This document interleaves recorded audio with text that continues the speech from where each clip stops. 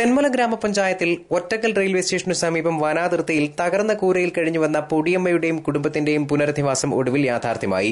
ഗ്രാമപഞ്ചായത്തിന്റെ നേതൃത്വത്തിൽ ജനകീയ സമിതി രൂപീകരിച്ച് നാട്ടുകാരുടെയും കുടുംബശ്രീ പ്രവർത്തകരുടെയും സഹായത്തോടെയാണ് ഉറുകുന്ന ഗവൺമെന്റ് LP സ്കൂളിന് സമീപം 6 സെന്റ് സ്ഥലവും വീടും വാങ്ങി നൽകിയത്.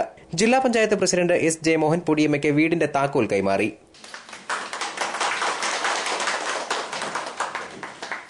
ജനപ്രതിനിധികളും സന്മനസ്സുള്ളവരുമൊക്കെ തന്നെ എന്തെങ്കിലും ഒരു ആശ്വാസവും സഹായവും അവർക്ക് നൽകി വന്യമൃഗങ്ങളുടെ ഭീഷണിയിൽ നിന്നും റെയിൽവേ വികസിക്കുന്നതിന്റെ ഭാഗമായി ഒഴിപ്പിക്കപ്പെടുന്നതിനെ തുടർന്ന് 3 പെൺമക്കളും ഒരു കൊച്ചുങ്ങളുമായിട്ട് അവർ തെരുവിലേക്ക് ഇറക്കി വിടേണ്ടി വരുന്നതിനെ സംബന്ധിച്ച് വേദനയിൽ കഴിയുന്ന ഘട്ടത്തിലാണ് എല്ലാവരും ഒത്തുചേർന്നിട്ട് ഇങ്ങനെയൊരു ആശയം പങ്കുവയ്ക്കുന്നത്.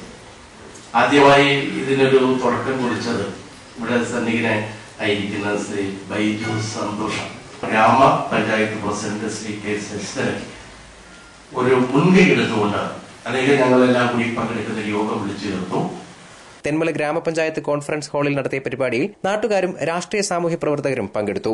തെന്മല ഗ്രാമപഞ്ചായത്ത് പ്രസിഡന്റ് K. ശശിധരൻ അധ്യക്ഷനായി. മുൻ ഗ്രാമപഞ്ചായത്ത് പ്രസിഡന്റ് A. ജോസഫ് സ്വാഗതം പറഞ്ഞു. മുൻ ഗ്രാമപഞ്ചായത്ത് പ്രസിഡന്റ് K. ശശിധരൻ, തെന്മല ഗ്രാമപഞ്ചായത്ത് vice president Sajikumari Sugathan, ward മെമ്പർമാരായ A. T. Shajan, VS Mani, VM Salim, Reena Sajeev, Shiny Biju, Ushakumari തുടങ്ങിയവരും പങ്കെടുത്തു. പൊടിയമ്മയുടെ കുടുംബത്തെ സഹായിക്കുന്നതിന് 2.5 ലക്ഷം രൂപ സംഭാവന നൽകിയ Punalur saint Thomas school chairman Jacob തോമസും ചടങ്ങിൽ പങ്കെടുത്തു.